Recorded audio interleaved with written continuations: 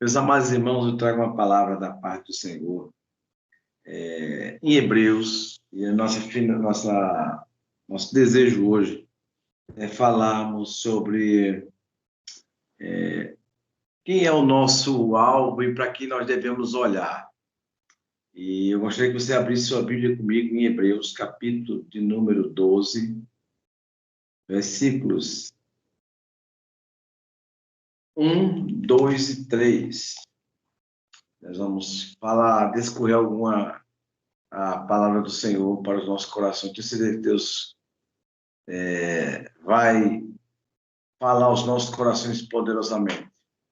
E diz aqui o seguinte: portanto, também nós, visto que estamos rodeados de uma tão grande nuvem de testemunhas, deixando-nos de todo o peso e o pecado que tenazmente nos assedia, corramos com perseverança a carreira que nos está proposta. O versículo 2 que nós iremos tomar como tema, olhando firmemente para o autor e consumador da fé, Jesus, o qual, em troca da alegria que lhe estava proposta, suportou a cruz, não fazendo caso da ignomia, e está sentado à destra de Deus. Considerai, pois, atentamente aquele que suportou tamanha oposição dos pecadores contra si mesmos, para que não vos fatigueis, desmaiando em vossas almas. Já foi orado, nossa gratidão a Deus por tudo que Ele tem feito e irá fazer. Acho lindo quando Paulo escrevendo aos Filipenses, ele diz que o Deus que começou a boa obra em vós há de completar até o dia de Cristo Jesus. Irmãos, eu gostaria de enfatizar algumas palavras aqui desse texto que nós acabamos de ler para os irmãos. E no final do capítulo, do versículo 1, Paulo fala de correr com perseverança a carreira que nos está proposta. Aliás, Paulo não, o escritor dos Hebreus, né? Até se confunde, porque a linguagem é muito parecida, nós não podemos dizer que foi o apóstolo Paulo, mas foi alguém que teve uma grande influência na linguagem, tem muitos textos muito parecidos, inclusive sobre maturidade cristã, tanto em Corinto como em Hebreus, nós vamos ver a citação de precisa-se tomar leite, o genuíno leite espiritual. Irmãos, a carta de Hebreus foi escrita em meados de 662, depois de Cristo. É também intitulado como o livro da superioridade, né, que fala da aliança superior, de um tabernáculo superior, de um sumo sacerdote superior, de um sacrifício superior. Ele é, digamos assim, rotulado como o livro da superioridade. Também, por muitos eruditos, é chamado do quinto evangelho. Se os 4 evangelhos antes falavam e falaram sobre a obra de Cristo aqui, Hebreus, segundo estudiosos, continua falando da obra de Cristo no céu. Aleluia. Depois de sua glória, ele vai continuar falando da superioridade que ele é realmente a realeza, a supremacia de Cristo em tudo que ele foi feito. Não um Cristo mais encarnado, mas um Cristo ressuscitado. Meus irmãos, a primeira palavra que eu gostaria de chamar a atenção são 3 aspectos que eu vou chamar. A primeira é sobre a carreira, perseverança na carreira que nos está proposta. O maior desafio do povo de Deus é perseverança. É manter a constância, manter os olhos, por isso que diz, olhando firmemente para o autor e consumador da nossa fé. Primeiro, uma carreira que nos está proposta. Nós vemos Paulo usando lá, escrevendo a Timóteo, ele diz assim, combati o bom combate, encerrei veja só, a minha carreira. Qual a carreira que está proposta? Todos nós temos uma carreira proposta pelo Senhor. E Ele diz que estará conosco todos os dias até. É interessante nós notarmos, irmãos, que o escritor dos Hebreus ele vai chamar a atenção que Deus tem uma carreira proposta. Ela foi escrita essa carta para cristãos hebreus, agora se tornaram cristãos pela conversão, estão inseridos na cidade de Roma, uma cidade que ferve, que tem muitas religiosidades, tem muita depravação, e eles são chamados não somente à pureza, mas não, então, para não voltarem às tradições religiosas dos judeus. E ele, por isso que ele se aplica em falar que é uma aliança superior, e ele vai chamando, nós temos uma carreira, Deus tem uma carreira proposta, tem um caminho proposto para cada um de nós. Deus tem um caminho, ele diz que estará conosco todos os dias até a consumação dos séculos. E Paulo, nós vemos esse bem aplicado, Paulo dizendo isso, combati o bom combate. E ele diz, acabei a carreira, quer dizer, eu vou parar porque eu estarei com o Senhor logo, logo, mas quebrei a carreira. E o principal, irmãos, é o que Paulo vai falar aqui, que está inserido também isso aqui, é guardar a fé. Porque tem um hino do cantor cristão que diz o seguinte, muitos que corriam bem, já não mais contigo vão. Outros seguem, mas também frios e sem amor estão. Ele manda, primeiro, o escritor dos Hebreus, que nós devemos correr com perseverança a carreira que nos está proposta, e nós temos um alvo. É interessante, nós temos notado muito, irmãos. Eu pensei que eu não ia viver para ver isso. Eu não sou antigo, não, viu? Mas eu já tinha visto muita gente falar sobre católico não praticante. Não sei se alguns irmãos já viram, parece piada, né? Mas eu já vi gente dizer que era evangélico não praticante. E tem também os desigrejados, né? Aquelas pessoas que acham que, olha, igreja, não, eu não sou, a igreja não comporta ele, não cabe mais ele está acima. E eu digo sempre que o primeiro requisito para seguir a Cristo é renunciar ao eu. Sem renúncia do eu não há evangelho, não há cristianismo, porque o próprio Jesus, e ele enfatiza isso claramente, e ele diz, nós temos alguém a ser imitado, nós temos alguém para nós copiarmos, existe alguém que nós devemos e podemos confiadamente imitar e seguir o exemplo dele. E ele continua, nós temos uma carreira proposta, e essa carreira proposta é inspiradora para nós, por alguém que nos propôs essa carreira. Alguém não somente que disse, faça, mas eu fiz. Amém? E olha o que ele diz aqui, o escritor dos Hebreus, olhando firmemente para o autor e consumador da nossa fé, o qual, em troca da alegria que lhe estava proposto, suportou a cruz. Jesus nunca disse, irmãos, em hipótese, em canto nenhum, que os problemas aqui se terminaram. Nós vemos a igreja até dizendo aí, né? Ah, você veio para Jesus, os problemas acabaram. Não, os problemas continuam. Se alguém quiser vir após mim, negue-se a si mesmo, tome cada dia a sua cruz e siga-me. A cruz faz parte da caminhada. Eu não sou menos crente, eu estou carregando, não, eu estou imitando as pegadas do meu mestre. Eu não sou melhor do que o meu mestre. E o alerta é essa, olhando firmemente para o autor. Nós temos alguém que nos espelhar. É comum, irmãos, nós estamos vendo hoje pessoas naufragando na fé, pessoas frias na fé. Eu tenho acompanhado muito gente que a gente pensou que depois da pandemia as pessoas iam morar nas igrejas, na verdade. As pessoas estariam mais consagradas. Nós estamos vendo as pessoas mais dispersas ainda. Temos visto pessoas totalmente que não tem um pingo de perseverança, pessoas que qualquer probleminha já, a primeira ameaça é deixar o evangelho, é deixar Jesus. E o apóstolo Paulo alertando aqueles crentes, serve para nós hoje, sim, que nós temos um espelho, nós temos alguém que nós devemos imitar. É comum, quando nós temos uma decepção, nós dizemos, mas fulano, mas Beltrano decepcionou, há escândalo ali, há escândalo ali e acolá. Mas eu pergunto, eu digo sempre, Jesus decepcionou? Não. E por que você está punindo Jesus, punindo sua comunhão com Jesus, por alguém, uma pessoa que se decepcionou? É por isso que o escritor dos Hebreus fala isso, irmãos. Fala isso com muita clareza, inspirado pelo Espírito Santo, diz que nós temos mal. olhando firmemente para o autor e consumador da nossa fé, é a razão da nossa fé. Ele é a razão e diz que está conosco todos os dias até a consumação da fé. É uma carreira a ser proposta a alguém que é o nosso exemplo e nós devemos olhar para ele. E a terceira, e o que nós temos visto muito hoje, nos dias de hoje, meus amados irmãos, é o que está escrito no capítulo no versículo número 3, quando nós vemos aqui no versículo 2, olhando firmemente para Jesus. E eu estava me recordando agora de Pedro.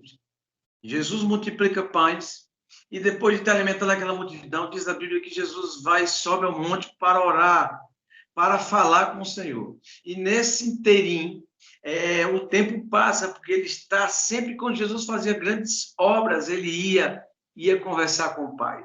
E quando vem e sai no barco, no mar, Tiberíades, e se levanta uma grande tempestade. Jesus vem andando por sobre as águas, Pedro vendo aquilo tudo, está escrito lá no Evangelho de Mateus, e ele olhando, quando Jesus, todos apavorados, pensam que é um fantasma, e Jesus diz, não temam, sou eu. E Pedro diz ousadamente, se é o Senhor, manda eu ter contigo. Ele veio. Mas Pedro, em vez de olhar para Jesus, ele começou a olhar para o remexido das águas, a fúria do vento. E a Bíblia diz que Pedro começou a naufragar e disse, socorre-me, Jesus. Se não olharmos para Jesus, nós vamos, irmãos, a afundar como Pedro começou a afundar. Porque se nós olharmos para as pessoas, nós vamos ver defeitos, nós vamos ver problemas, dificuldades, mas se nós olharmos para Deus, nós vamos ver segurança. Nós vamos sentir segurança em nossos corações, vamos sentir firmeza e vamos provar e andar sobrenaturalmente acima de todas as circunstâncias. Tem um louvor antigo que diz assim, não olho as circunstâncias, não, eu olho o seu amor, seu grande amor. Eu não me guio por vista, alegre estou. E até porque a Bíblia diz que a fé, nós não andamos por fé, mas sim, não andamos por vista, mas sim por fé. As pessoas estão muito andando, procurando, eu digo sempre, a grande dificuldade, irmãos, hoje, nós entendemos e preservarmos a lucidez espiritual. Estou falando da lucidez psicológica, não, irmãos, mas a lucidez espiritual. Nós estamos vendo pessoas perdendo a lucidez espiritual. A Bíblia está dizendo uma coisa e as pessoas estão buscando e acreditando em outras. Alguém chega com uma palavra, com frases assim fabricadas e as pessoas empacam. Eu tenho visto pessoas dizendo o seguinte, olha, não mexe comigo, se mexer comigo, meu pai vai te arrebentar, eu te amaldiçoo. E Jesus já preveniu, irmão, se chamaram Jesus de Beelzebul, quanto mais a gente. E é por isso que ele diz, olhando firmemente para Jesus. Jesus nunca vai nos decepcionar. Jesus nunca vai nos abandonar. Jesus nunca vai nos deixar sem direção. Ele sempre vai estar nos guiando. E o Espírito Santo, ele está aqui conosco, ele está conosco e vai nos guiar em toda a verdade. Esta é a promessa de Jesus. Ele nos guiará em toda a verdade, nos fará lembrar de tudo o quanto Jesus disse. Então, é por isso que o escritor dos Hebreus diz, nós precisamos olhar para Jesus. Por quê? Por que olhar para Jesus? Porque ele é o autor, ele é a razão da nossa fé. E não somente isso, meus amados. E eu acho interessante, porque ele diz o seguinte, e ele diz, olha atentamente esse exemplo de Cristo, que suportou a vergonha da cruz, porque era morte e vergonha, mas ele está sentado à destra de Deus, no seu trono, aleluia.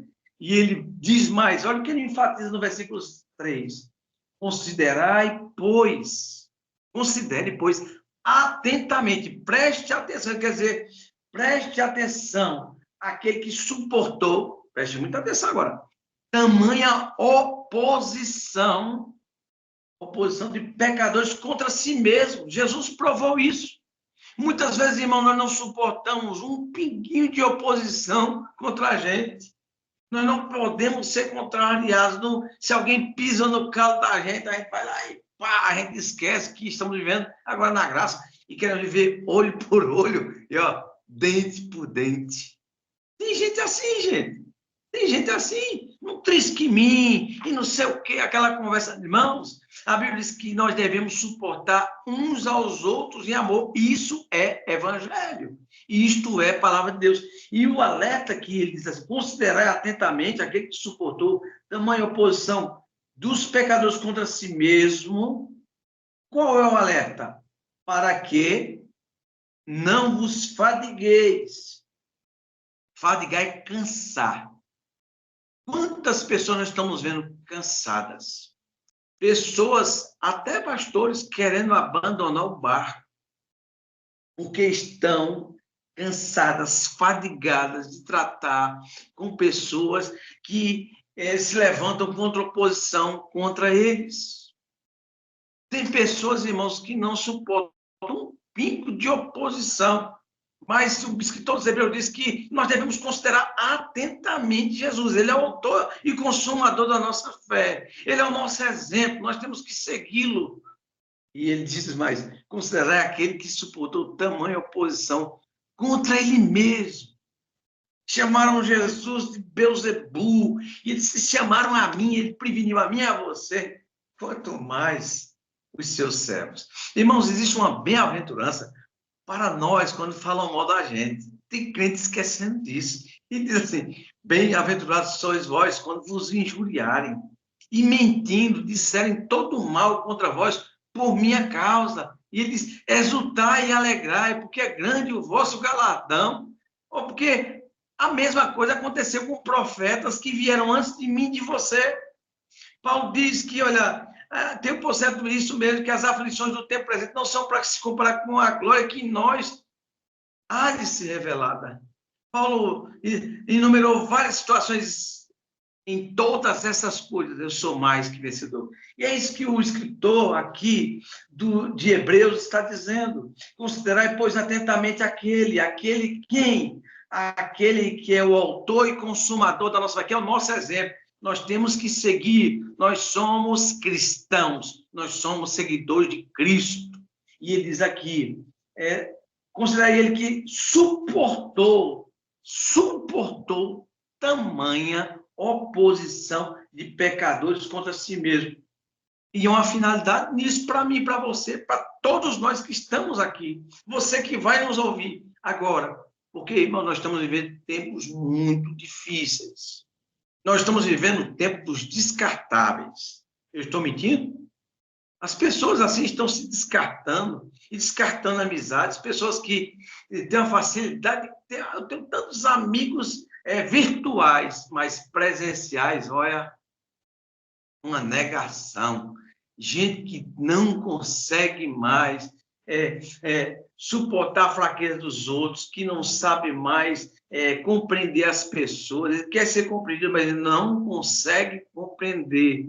Ele quer que as pessoas entendam as falhas dele, mas ele não entende muitas vezes as falhas dos outros. Não é você concordar com a conduta de ninguém, irmão. Olha, suportar tamanho, a Bíblia diz que suportar é carregar carga uns dos outros. E ele diz aqui, para que não vos fadigueis, para que a gente não se canse. E para que não caia na conta de Deus. É o que mais está acontecendo. Rapaz, eu estou aqui ministrando louvor, eu estou aqui dirigindo aqui, e disse, olha, está lá. A gente vê isso, irmãos.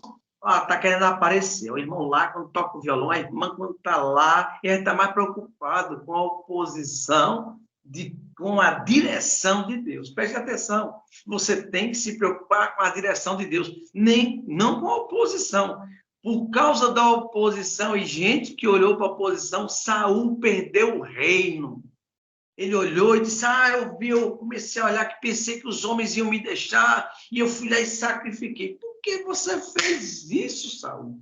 Olha, mais vale obedecer do que sacrificar. Irmãos, nós temos que entender isso urgentemente. E o alerta que o escritor dos Hebreus está dizendo aqui é justamente isso. para que você não canse, para que você não se sinta cansado, para que você não desmaie na vossa alma. Olha o texto aí, ó.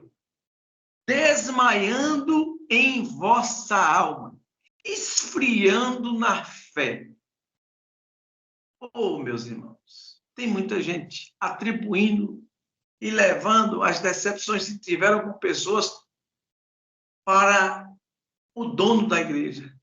Tem problema na igreja, vai ter problema na igreja. Sempre teremos problemas, teremos escândalos, problemas. O senhor está sendo pessimista? Não, eu estou sendo realista. Eu estou sendo realista. Ok? Nós vemos uma coisa maravilhosa que nós vemos o autor consumador da nossa fé. Jesus, irmão, sabia que era o traidor? Ele sabia porque ele é onisciente. Ele é Deus. E ele sabia qual é a motivação do coração de cada um daqueles que estavam seguindo ele. E ele diz, um aqui vai me trair. Senhor, estamos nós aqui com o Senhor, que alguém vai nos trair. E sabe quem era? Judas. Me mostre um versículo bíblico que Jesus tratou Judas com indiferença. Tanto é, irmãos, que houve uma grande surpresa. O Senhor, como? Jesus não tratou com indiferença. Isso é suportar oposição. Você suporta quando você é espiritual para que você não desmaie, porque você vai saber justamente de onde está vindo. Quem é espiritual está entendendo muito bem o que eu estou falando, meu amado. Quem é espiritual está entendendo muito bem o que eu estou falando. Nós temos um alvo, nós temos um exemplo, nós temos alguém que é a nossa referência. A referência não é o irmão fulano que está caindo por as tabelas, não é o irmão que está dando lugar ao adversário, não é até o ministro que está se envergonhando do evangelho, que está querendo, virou um lobo e está querendo engolir as ovelhas, não sabe tratar, é dando cajadada em cima de cajadada e quer ser alisado. Não é isso, irmãos. Não, nós temos alguém que nos propôs uma carreira, que diz que está conosco todos os dias até a consumação dos séculos, que diz a mim a você, não te deixarei, nem te desampararei. Aleluia. Estarão eles ainda orando, eu os ouvirei. E olha, ele diz assim, olhe para Jesus, ele é que é a razão da tua fé. Você deve a sua vida, a sua salvação a Jesus. Obedeça, vale muito mais do que sacrifício. Aleluia. Até porque obedecer não é sacrifício, obedecer é gratidão, é prazer. E quando nós obedecemos, nós somos bem-sucedidos. Não foi isso que Deus disse a Josué? Olha, Josué, tem que fazer conforme como está escrito, porque você vai ser bem-sucedido. Você vai prosperar. Deus, olha, eu estarei contigo. Eu estarei contigo. A promessa é essa, irmãos. Se você fazer conforme o que está escrito, virão um caminho contra você. Por 7 fugirão da tua presença. Por quê? Porque você está em obediência. E o alerta principal é esse. Considere a oposição. Eu sei que tem gente aqui, porque eu passo por oposição. Eu sou humano igual a vocês. Não existe, eu tenho dito, vou repetir, a gente está procurando nas igrejas o super-homem, o super-crente, a super-mulher, não vai achar. Nós vamos achar um super-Deus, que dá fraqueza, faz a gente tirar força, faz a gente ser vitorioso no meio da batalha, faz a gente derrubar gigantes, faz a gente ter vitórias colossais, comunais, irmãos, porque este é o nosso Deus. O Deus, por isso que Paulo diz, a nossa suficiência, ela vem desse Deus que nos manda ser perseverante numa carreira que está proposta. Aí nós entendemos que Paulo diz, combatendo o bom combate. Esse é o combate que nós somos chamados para batalhar pelo Senhor. Mas, irmãos, acima de tudo, Paulo vai dizer lá a Timóteo, na sua despedida, sabendo que ia ser morto, ele diz uma palavra muito grande, combati o bom combate, eu encerrei a carreira. Agora, eu não desmaiei na minha alma, eu não perdi Eu não estou desmaiado. Estamos vendo aí, quem a gente pode trazer alguém que desmaiou na sua alma? Nós vimos Jonas, o mundo acabando ao redor dele, e ele vai lá dormir. Tem crente assim, irmãos, está desmaiado na alma. Tem gente indo para o inferno, gente perecendo e não ora. Ele não fala do amor de Deus, ele fala de problemas, ele fala de política, ele fala tanta coisa, menos daquilo que ele foi chamado para ele falar. Nós fomos chamados para falar das virtudes daquele que nos chamou das trevas para a sua maravilhosa luz. É por isso que o escritor dos Hebreus nos alerta, irmãos. O quarto livro, o quinto evangelho, segundo os estudiosos, como a gente falou aqui. É o quinto evangelho, que fala da obra redentora, do pós-Jesus ressuscitado. E ele vai falar sobre tudo que nos espera. É por isso que se você ler o livro, você vai ver um sacrifício superior. Você vai se deliciar com isso. Um sacerdote, que ele é sacerdote, ele é oferta. Aleluia! Ele é intercessor. Ele é tudo. Ele é tudo que nós necessitamos. Ele é o autor e o consumador da nossa fé. Nós temos que olhar firmemente para ele. Não podemos olhar para as circunstâncias, não podemos olhar para as ondas de conversas, ondas teológicas, ondas adversas, ondas de frieza, ondas de depravação. Nós precisamos olhar para aquele que tem poder para botar tudo em calmaria e dizer: aquieta-te. Ele está no comando da minha e da sua vida. A minha gratidão a Deus por esta noite, por estarmos aqui, irmãos, com essa consciência que uma carreira nos está proposta e nós devemos olhar para o Senhor Jesus. Nós também nós devemos considerar aquele Jesus, ele é que é o nosso espelho. Não importa a oposição que você esteja sofrendo. Para quem é que você está trabalhando? Para quem é que você está se esforçando? Para quem você tem se aplicado tanto? A sua obra tem uma recompensa. E tudo que a gente fizer aqui ainda é pouco, por tudo que Jesus fez por mim e por você. A minha gratidão a Deus, por a minha e por a sua vida, por esse evangelho que nos alcançou, por essa compreensão de uma carreira que nos está proposta, irmãos. Eu, desde os 15 anos, quando abracei a fé, eu nunca retrocedi. Eu sou uma pessoa normal, que tenho defeito, tenho problemas, tenho dificuldades, tenho humores, mas estou aqui. Porque Deus tem me sustentado, eu tenho olhado para Jesus. Irmãos, uma vez eu passei para só os irmãos entenderem mais ou menos o que aconteceu comigo, passou uma época muito difícil. E o meu discipulador, quem aí teve seu discipulador? Levante sua mão aí. Alguém teve um discipulador? Alguém que você guarda no coração, que você não tem aquele carinho por ele? Pronto, o meu discipulador, ele chegou para mim e disse: olha, se eu vier aqui para a igreja, nossa igreja tinha passado por um problema, se eu vier para a igreja aqui, eu gostaria de pedir uma coisa. Ele é hospedado na casa da minha mãe e meus pais, eu morava já aqui em Garanhuns, e eu dando atenção, levando ele de casa em casa, a possibilidade dele vir, ser o pastor da igreja, e ele disse a seguinte frase a mim: se eu vier para aqui, eu gostaria que você e sua família saíssem da igreja. E aí, irmãos? E aí? Sai daí. Por quê? Que conversa é essa? Ele disse: porque está uma conversa lá na nossa liderança que vocês são os donos da igreja, que vocês querem ser dono da igreja. Sabe o que eu fiz? Eu disse: você sabe como é que a igreja funciona? Primeiro, pergunte aos ímpios, às pessoas da cidade, quem sou eu. Eu fiquei muito triste naquela noite, irmão. Estou contando aqui com amargura, só para você entender. Muitas vezes as oposições, da onde vêm, são inesperadas e são esmagadoras. Agora, preste atenção agora que eu vou dizer a você. Sabe o que eu disse àquele pastor?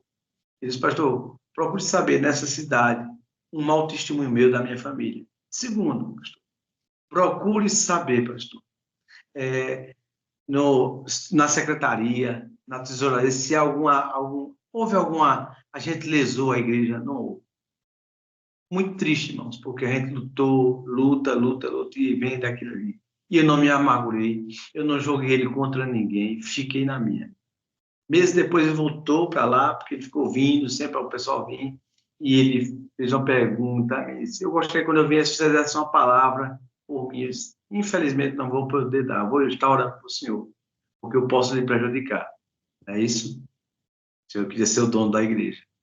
E eu não me deixei vencer por isso. Eu não estou contando aqui com nenhuma amargura, nem para deixar você amargurado. Estou dizendo o seguinte: dá um menos espera.